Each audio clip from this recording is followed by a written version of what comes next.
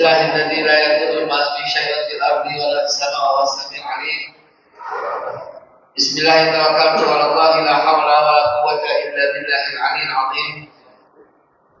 بسم الله ربي الله حسبي الله توكلت على الله وقصدت بالله واتوكل الى الله ما شاء الله لا قوة الا بالله. بسم الله والحمد لله والخير والشر بمشيئة الله. بسم الله والحمد لله والخير والشر بمشيئة الله. بسم الله آمنا بالله ومن يؤمن بالله لا خوف عليه. بسم الله السلام عليكم ورحمة الله وبركاته. Waalaikumsalam. إن الحمد لله وشكر الله على نعمة الله والصلاة والسلام على رسول الله سيدنا محمد بن عبد الله وعلى آله وأزواجه وذرياته وأصحابه وأمة محمد صلى الله عليه وسلم أما بعد فيا عباد الله أوصيكم ونفسي بتقوى الله وفاز المتقون. قال الله تعالى في القرآن الكريم أعوذ بالله من الشيطان الرجيم سنريهم آياتنا في الآفاق وفي أنفسهم حتى يتبين لهم أنه الحق. Akan kami tampakkan tanda-tanda kekuasaan kami di setiap ufuk barat timur utara selatan sampai ke dalam setiap diri kalian bahwa Al-Quran itu adalah hak. Dan janji Allah ini berlaku ke semua tempat, ke semua masa.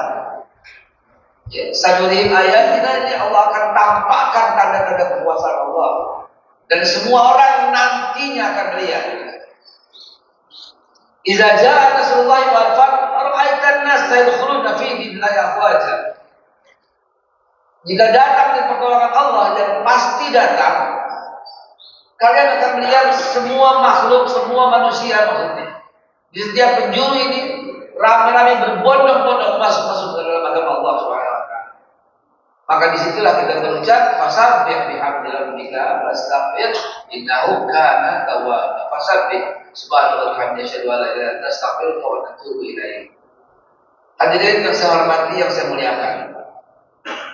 Pertama, bersyukur kita kepada Allah Subhanahu wa taala bahwa Allah Subhanahu wa taala menjadikan kita orang Indonesia dan tidak ada negeri satupun di seluruh dunia. Tidak ada negeri satupun di seluruh dunia yang memiliki kebebasan beribadah selain di Indonesia. Negeri lain ada kayak gitu Pak? Kagak bakal ada, beneran. Negeri lain boleh nggak begini? Nggak boleh. Tabligh akbar setiap saat, negeri lain ditangkap. Di Saudi Arabia bahkan tempat lahir Islam boleh seperti ini? Nggak boleh. Tapi Indonesia ini surga, cuplikan surga yang diberikan oleh Allah Subhanahu wa taala. Kekayaannya, kalau mau jujur, Indonesia paling kaya di dunia, Pak. Tidak ada satupun negeri yang bicara negeri Menko Perekonomian Kwi Kian Gi di zaman Ibu Mega. Lalu kemudian Pak Rizal Ramli. Nggak ada, Pak. 1 tahun saja ikan kita, Jepang ini kan penghasil ikan, tapi 1 tahun ikan kita itu 6.200 triliun per tahun ikan kita. 6.200 triliun per tahun. Coba itu. Cadangan minyak kita 97 miliar barel. Coba. Mana ada negeri yang lebih kaya dari Indonesia? Ini saya mau ceritakan dulu, kita bersyukur dulu. Secara global dulu, nanti baru masuk ke wilayah beda. Kalau kata Pak Kwi Kian Gi, sial-sialnya katanya Jepang, Amerika nomor 1. Itu pun karena kekayaannya karena dihitung dari cadangan emas yang dia punya. Dan ternyata cadangan emasnya dari mana? Dari mana? Coba Bapak Ibu browsing gelandangan yang paling banyak pertama sekarang nomor 1 di mana? Amerika. Nggak terkontrol gelandangan di sana. Sehingga malam hari kegiatan sangat mencekam. Baik di New York, di Washington, Di Chicago malam hari itu mencekam. Tapi kita malam hari berjalan di Sudirman, Tamrin, Kuningan, dan Sudirman ada sate, Indomie, bubur kacang hijau, luar biasa. Saudi Arabia bahkan yang katanya kaya hanya Mekah dan Madinah yang gemerlap. Selain Mekah dan Madinah, tidak.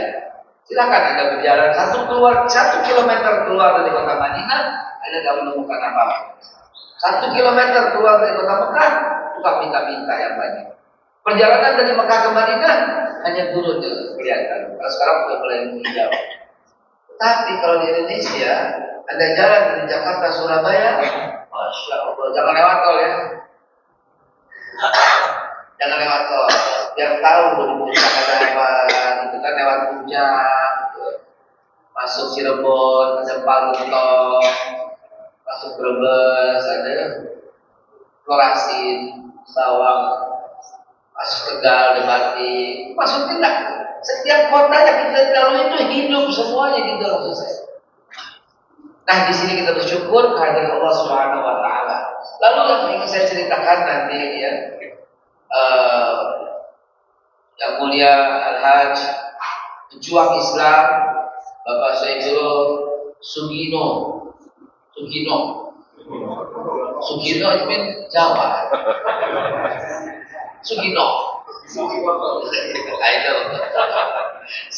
Sugimoto ya, akan kita dengar dari beliau bagaimana perjuangannya. Enggak, ini saya kasih gambaran Pak. Saya ceramah di Mekah ditangkap Pak.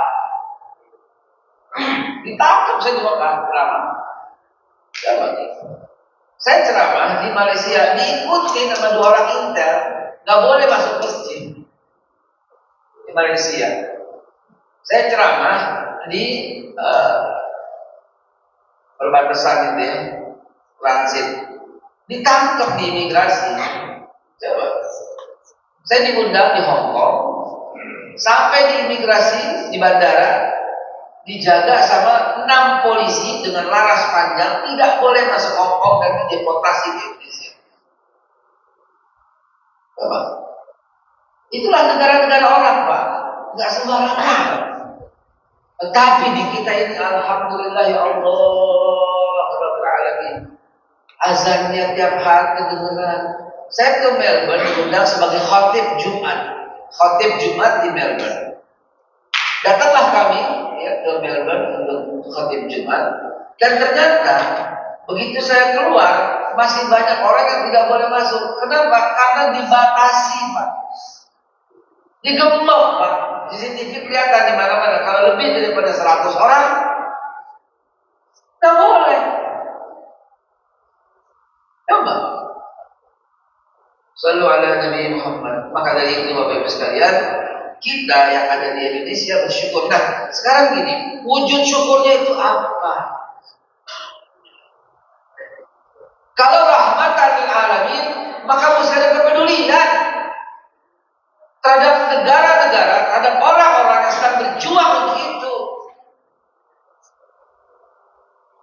Antum kira di Palestina, tempat di mana Rasulullah memberikan amanat, tempat di mana Allah sampaikan subhanallah alhamdulillah minal masjidil haram ilal masjidil aqsa, 2 tempat ini dapat kebebasan utuh? Tidak juga Pak. Di Masjidil Haram harus sama dengan pemerintah Saudi, nggak boleh beda. Di Masjidil Aqsa dikontrol oleh otoritas Israel. Lalu bagaimana di Jepang? Nanti kita akan mendengarkan dari beliau. Saya ingin menggugah Bapak Ibu sekalian. Lain syakartum, la zidannakum. Bagaimana wujud syukurnya? Peduli dengan apa yang terjadi di sana. Beberapa waktu yang lalu saya diundang ke Jepang. Alhamdulillah, itu pun apa ya, hanya boleh berkata di beberapa masjid saja. Akhirnya lebih jalan-jalan kita Pak, jalan-jalan belanja ya, hanya di masjid yang tertentu yang kita bangun sendiri pada waktu itu. Nah, hadirin yang saya hormati, yang saya muliakan,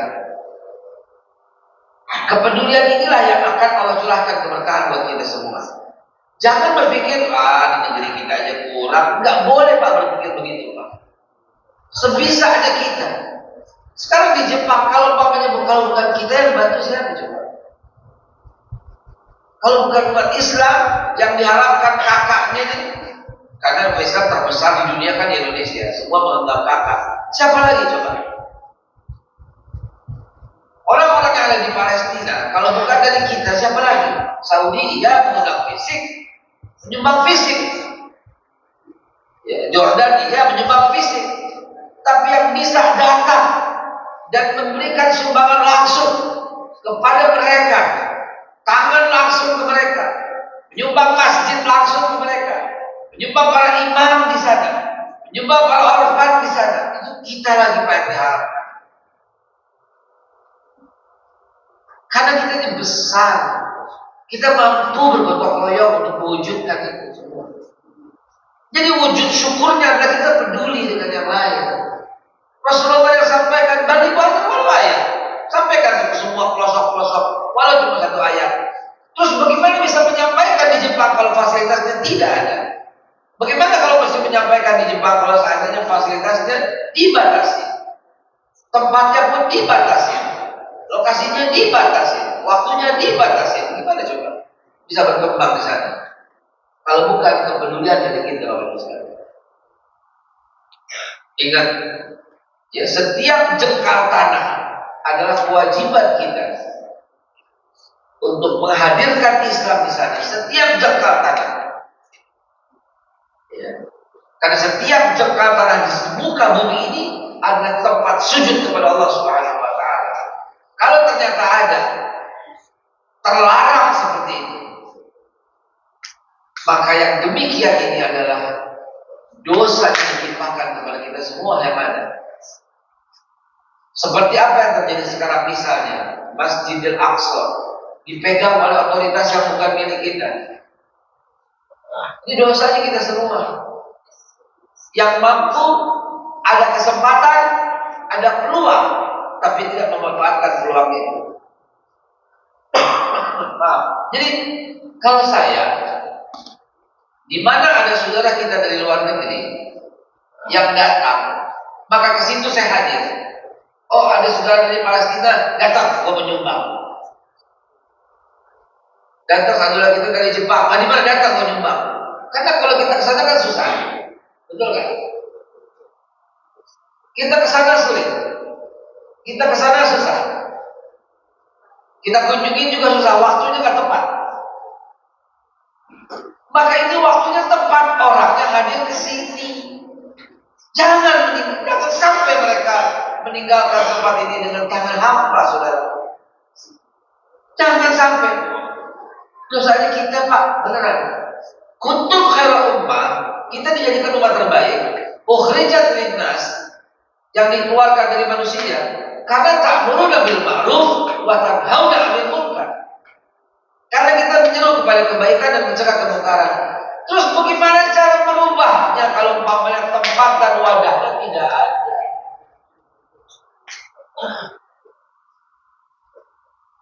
Bayangkan itu. Allah membangkitkan umat terbaik dengan persyaratan ta'muruna bil ma'ruf wa tanhauna 'anil munkar, menyeru kebaikan dan mencegah kemungkaran. Terus wadahnya tidak ada. Bagaimana cara beramal ma'ruf? Beliau adalah orang yang mendapatkan hidayah daripada Allah Subhanahu Wa Taala untuk kita dengarkan pengalamannya dan kita juga untuk menyampaikan supaya di sana ada amar ma'ruf nahi munkar. Dan apakah faedahnya? Apakah manfaatnya? Rasulullah SAW bersabda, "Man dalla ala khairin falahu mislu ajrin fa'ilihi." Siapa yang mempelopori berbuat kebaikan, maka dia akan mendapatkan pahala sebesar orang yang memberikan. Saya ingin mengilustrasikan supaya bapak-bapak sekalian bisa memahaminya dengan cara begini. Bismillahirrahmanirrahim. Boleh ya? Kenapa Abu Bakar Siddiq adalah manusia yang pertama masuk ke dalam surga? Hadis sahih riwayat Imam Tirmizi. Di antara semua makhluk Allah, bahkan para nabi, bahkan Nabi Ibrahim, bahkan Nabi Nuh, bahkan Nabi Isa, bahkan Nabi Musa, lebih dulu Abu Bakar Siddiq masuk ke dalam surga sebelum mereka. Ingat saya bilang bukan saling mengutamakan. Cuma ini kan janji Allah. Sesungguhnya aku mengharapkan surga sebelum kamu ya Nabi dan umatmu masuk terlebih dahulu.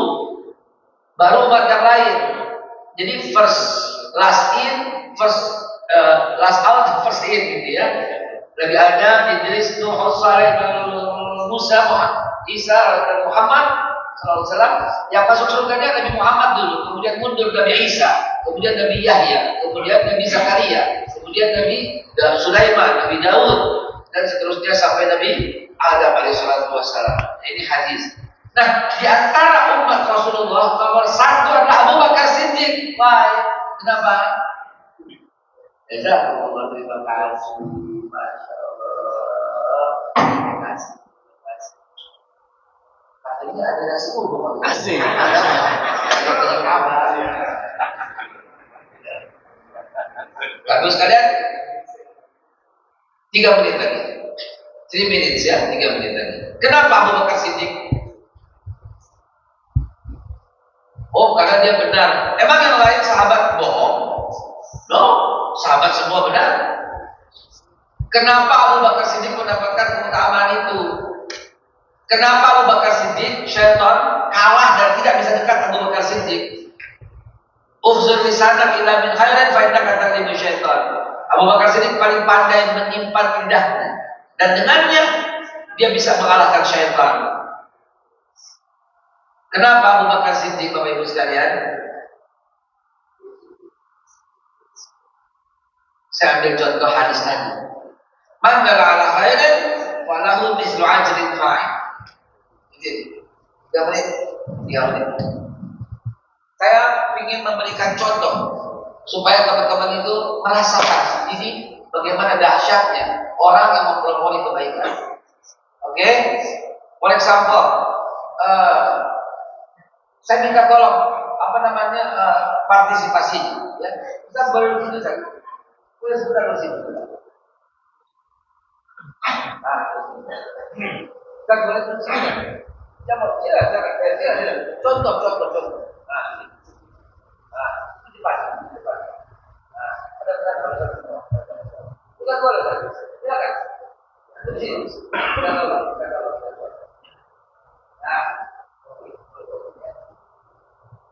Abu Bakar Siddiq.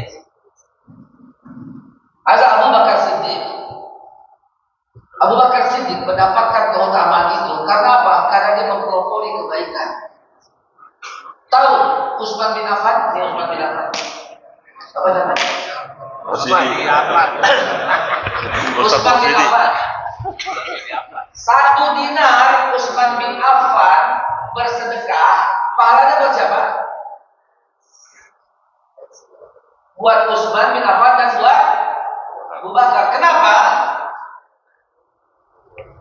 Karena Utsman bin Affan masuk Islam diajak oleh Abu Bakar Siddiq. Oke. Utsman bin Affan dakwah. Dia mengajak sahabat yang namanya Sa'ad bin Abi Waqqas. Satu sujud Sa'ad bin Abi Waqqas. Dadan Maulana. Sa'ad bin Abi Waqqas. Siapa namanya, Pak? Dadan dong. Sa'ad bin Abi Waqqas. Satu sujud Sa'ad bin Abi Waqqas. Pahalanya buat siapa? Buat Utsman dan buat siapa? Man dalla ala khairin falahu mislu ajri fa'ilihi. Mendapatkan pahala persis sama. Lalu Sa'ad bin Abi Waqqas pergi ke kota Madinah dan satu kota Madinah diselamatkan oleh Sa'ad bin Abi Waqqas. Satu orang sujudnya di sana buat siapa? Sa'ad bin Abi Waqqas. Buat siapa? Utsman bin Affan. Buat siapa? Abu Bakar Siddiq. Lihat semua di sini. Maka jadilah Abu Bakar Siddiq di masa sekarang. Dengan apa? Mempelopori pembangunan, mempelopori dakwah. Ada satu orang Indonesia, dia sujud, kira-kira pahalanya buat siapa? Orang Jawa Tengah misalnya. Kira-kira buat siapa? Orang Jawa Tengah misalnya, buat siapa? Yang pertama untuk Sunan Gresik, Maulana Malik Ibrahim. Kemudian diterus kata siapa? Terus Muawiyah ibn Abi Sufyan yang datang ke Jepara Kalinga tahun 646. 646 utusan Utsman bin Affan datang ke Jepara. Waktu itu diterima oleh Ratu Kalinga.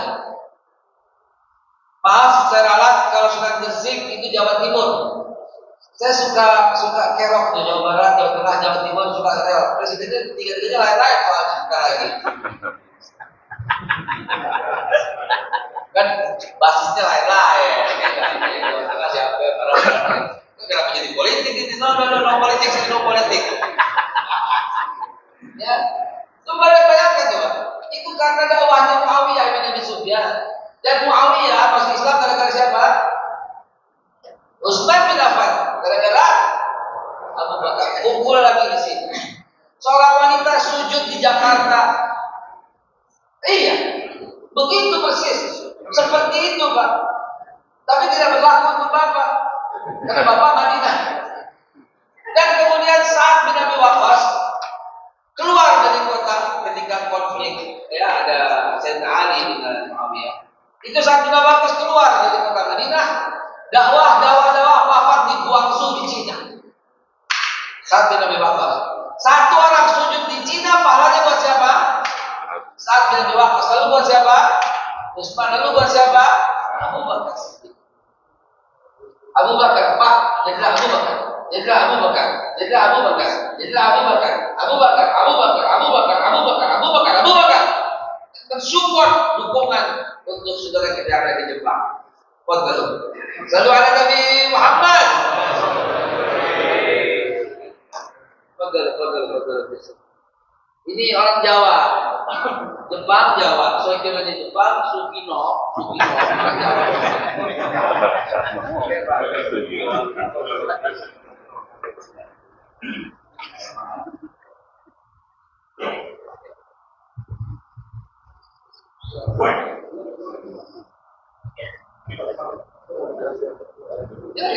Ada bro. Tadi mau cuma dihajar anaknya, jadi bisa ke depan.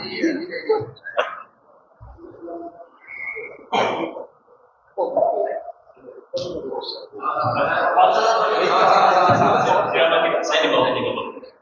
Arigato Ajinomoto.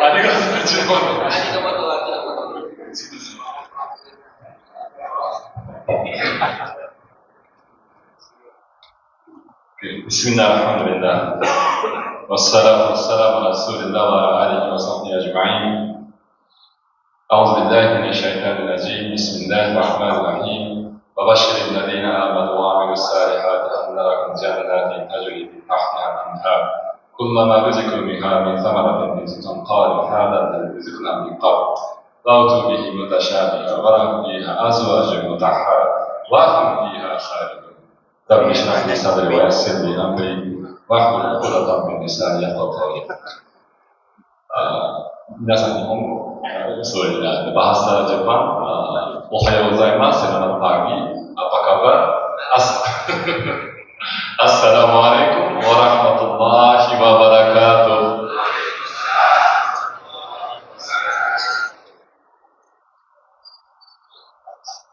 Oke. Tapi mohon maaf sebelum saya menyampaikan materinya, ada 5 menit terlebih dahulu ada yang sesuatu yang perlu disampaikan. Baik, izin Bapak Ibu semua, bismillah, assalamualaikum warahmatullahi wabarakatuh. Semua saya doakan mudah-mudahan yang jawab salam saya paling semangat, paling ikhlas. Semoga Allah Subhanahu wa taala berikan rezeki yang berkah melimpah, amin. Allah jadikan keluarganya keluarga yang semakin sakinah, mawaddah warahmah. Putra-putrinya jadi putra-putri yang soleh juga soleha, dan juga mudah-mudahan kita semua Allah wafatkan dalam keadaan husnul khatimah. Amin ya rabbal. Bapak Ibu salamnya sekali lagi boleh?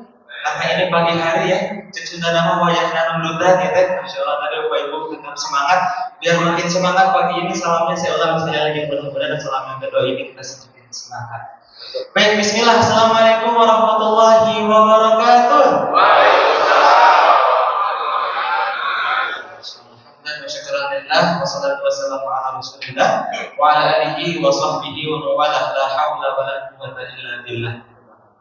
Masya Allah, yang kami hormati guru kita tercinta yang tadi sudah menyampaikan nasihatnya yang begitu dahsyat luar biasa.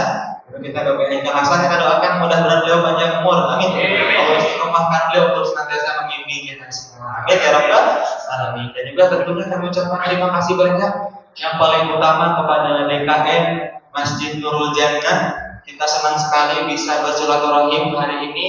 Gitu ya, ke Masjid Nurul Jannah dan juga jamaah semua. Sebelumnya apa kabar hari ini? Sehat ya Pak ya? Bahagia? Happy? Kayak terpaksa begini gitu ya. Mudah-mudahan silaturahim dan wasilah pengajian kita pagi ini menambah lagi kebahagiaan semua. Amin ya Rabbal alamin. Bapak Ibu yang disayang Allah Subhanahu wa taala, sebelumnya perkenalkan saya Muhammad Yusri Al-Noman dari Cinta Quran Foundation. Dan juga alhamdulillah hari ini kita dibersamai oleh tamu spesial kita. Jauh-jauh kita impor dari Jepang ya. Masya Allah buat Bapak Ibu semua dari kelas Azalea. Ada Ustaz Al-Hajj Kiyochiro Sugimoto. Dan beliau insya Allah nanti akan memberikan inspirasinya kepada kita semua.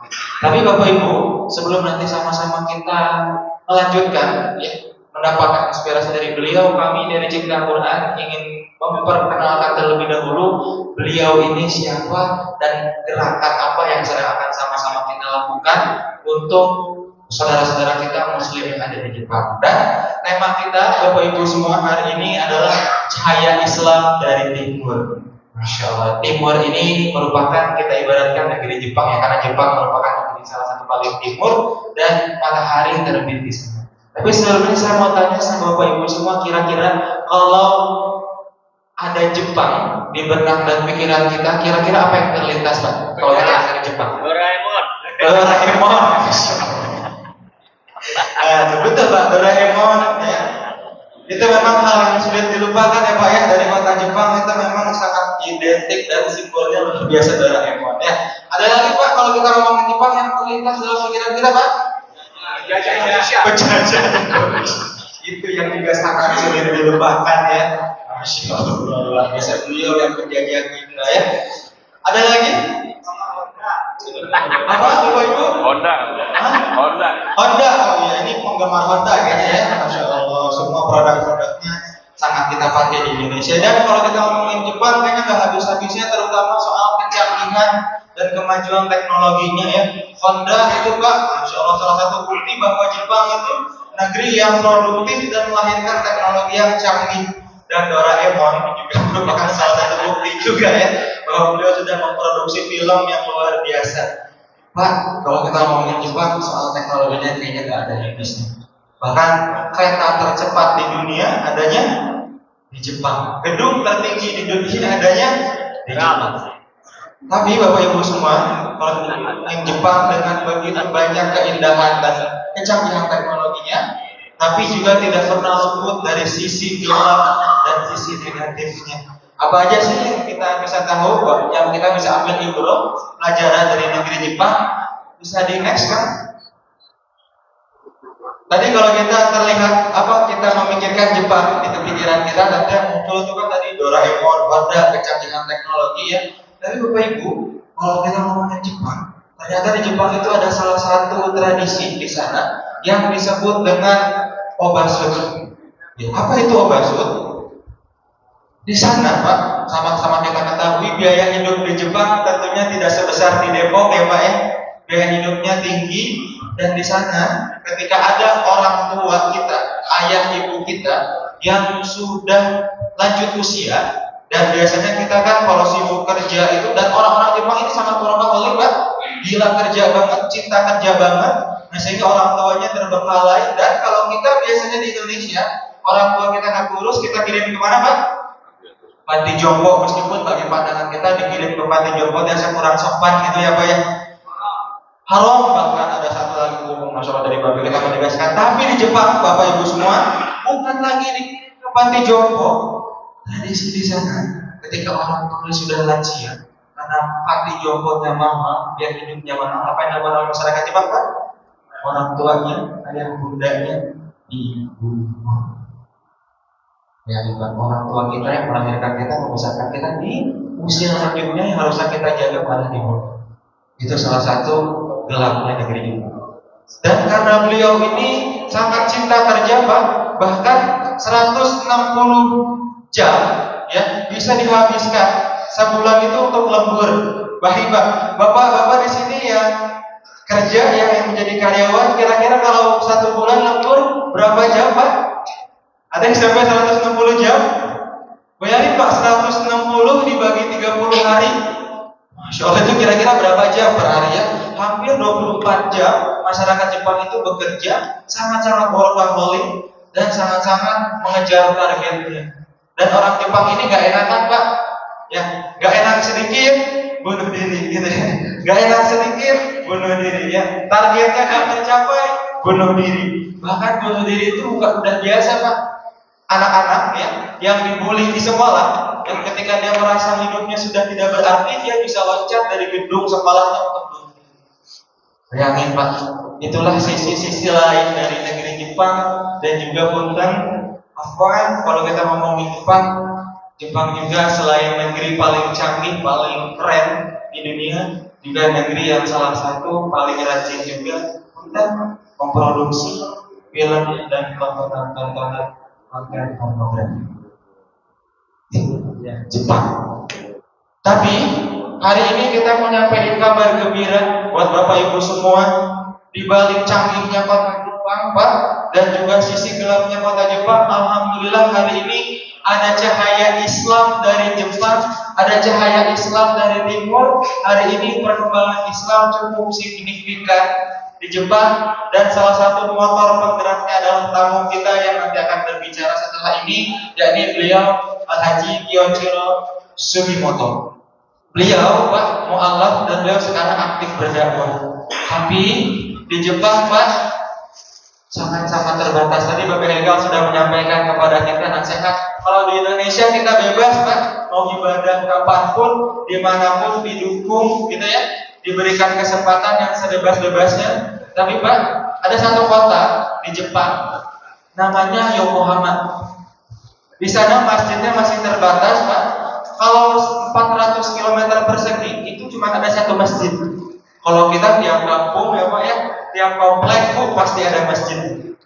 Saudara-saudara kita muslim di sana, Pak, buat sholat Jumat mereka harus nyewa gedung per jam. Bayangin Pak, 1 jam ya harus nyewa buat sholat Jumat. Pengajian, Pak, kita kalau kajian seperti ini, kajian subuh, Bu, ibu-ibu nih Masya Allah kan sering pengajiannya, Bu, ya, majelis taklim. Untuk kegiatan-kegiatannya mereka harus nyewa per jam, harus rental karena masjidnya terbatas. Saat dilihat Islam cukup hebat di Jepang, tapi wadahnya, pusat pendidikannya sangat-sangat terbatas. Bahkan untuk sholat Jumat aja harus nyewa, Pak. Bayangin, Pak, kita di Indonesia pernah punya pengalaman kalau mau sholat harus nyewa gedung dulu, Pak? Belum ya? Kita nyewa gedung paling kalau anak atau putri kita menikah, gitu ya. Tapi saudara-saudara muslim kita di sana tiap bulan, tiap minggu, tiap hari harus nyewa gedung buat melakukan ibadah-ibadah sehari-hari. Oleh karena itu, Bapak Ibu semua, kita bisa next lagi. Hari ini Cinta Quran Foundation sedang menggelar kerjasama bersama saudara muslim kita yang ada di Jepang, komunitas muslim yang ada di Jepang, untuk membangun satu kawasan, untuk membangun satu pusat pendidikan, pusat ibadah di kota Yokohama. Yokohama itu, Pak, ibaratnya kalau di Indonesia ini adalah Depoknya ya. Jadi Yokohama itu dari Tokyo nggak begitu jauh, jadi bisa diibaratkan Yokohama itu Depoknya Indonesia, gitu ya. Dan bayangin kalau nggak jauh dari kota Tokyo berarti sangat ramai di sana. Dan bayangkan Bapak Ibu kalau di sana ada satu gedung, ada satu bangunan yang dari bangunan tersebut akan lahir ya dai-dai Quran, akan lahir mu'allaf-mu'allaf yang akan menjadikan Jepang ini menjadi penuh dengan cahaya-cahaya Islam yang begitu rahmatan lil alamin. Dan oleh karena itu kita punya proyek ya di Jepang, kita ingin membangun satu kawasan ya. Ini lagi kan kita mau bangun, jadi tadi kenyataan-kenyataannya kita harus sewa tempat. Mohon doanya dari orang-orang soleh yang ada di Klaster Azalea di sini, karena nampak dari wajah-wajahnya ini, masya Allah, wajah-wajah orang-orang soleh semua ya. Amin ya rabbal alamin. Next lagi. Nah ini kita mau bikin satu rencana Pak. Ini rencana tentunya untuk mudah-mudahan mempermudah syiar dakwah Islam di Jepang Pak. Kita akan bangun masjid di Yokohama ya, di kota Depoknya Indonesia ya. Gitu, kalau bisa kita ibaratkan, ini contoh bangunannya ya. Ini desain 3D yang sudah sama-sama kita siapkan. Dan Bapak Ibu semua, di Jepang itu luar biasa. Kalau kita sudah tanda tangan kontrak gitu ya, untuk beli satu tanah atau suatu properti, itu harus betul-betul dilunasi, harus betul-betul diselesaikan. Kalau nggak diselesaikan, nggak dilunasi, DP-nya bisa hangus, dan bahkan yang punya tanah atau yang punya lahan itu bisa menuntut kita karena kita tidak bisa memenuhi kontrak. Hari ini Pak, Bismillah, Biqudratillah, kita pengen bangun rumah Allah, kita pengen bikin tempat untuk sama-sama kita bisa dakwah di kota Jepang, ya, di Masjid As-Solihin Yokohama. Tapi Pak, tanah yang akan kita bangun di sana itu 400 meter persegi, dan per meter perseginya itu Pak 12 juta rupiah. Bapak Ibu, mungkin kita mikir ngapain kan, kita mah orang Indonesia, Jepang mah Jepang, Indonesia gitu ya. Dan bahkan Jepang mah dulu pernah menjajah kita gitu ya. Tapi Pak, ingat bahwa kita ini adalah satu keluarga ya Pak.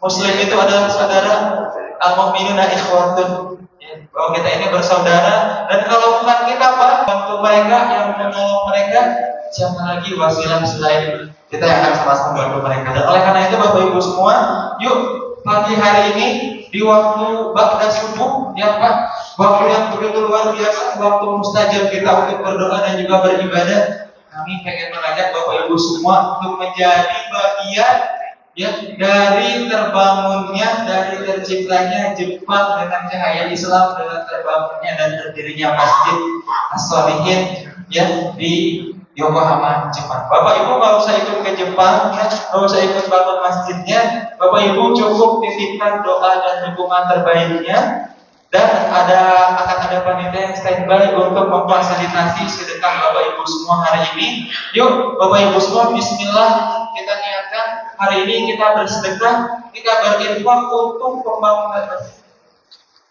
pembangunan masjid ya yang ada di Yokohama. Nanti panitia sedang mengedarkan sunduk. Bismillah, kita niatkan sama-sama dari sedekah ini, mudah-mudahan bisa membantu saudara-saudara Muslim kita yang ada di Jepang untuk bisa segera mendirikan bangunannya, terdiri ya dari macam-macam bangunan untuk syiar dakwah Islam. Silahkan Bapak Ibu semua, kita niatkan sedekah kita. Sedekah itu banyak, gak apa-apa Pak, yang penting ikhlas ya. Daripada sedikit udah gak ikhlas, lebih banyak gak apa-apa, yang penting ikhlas. Dan sama-sama setelah kita juga mudah-mudahan kita berdoa dari sedekah kita ini menjadi amal jariah Pak. Di saat takta puasa tak lagi mampu menolong kita pernah tentunya membantu saudara-saudara kita jadi amal jariah yang luar biasa. Bagi Bapak Ibu yang gak bawa uang cash, bisa barcode di depan. Mudah memudahkan Bapak Ibu semua untuk bisa bersedekah pagi hari ini. Dan setelah ini akan sama-sama kita dengarkan nasihat beliau dari pembicara kita yang sama-sama sudah kita nantikan, ya, itu Ustaz Al-Hajj Kiyo Celo Sugimutu. Langsung saja kepada beliau, waktu dan tempat. Terima kasih.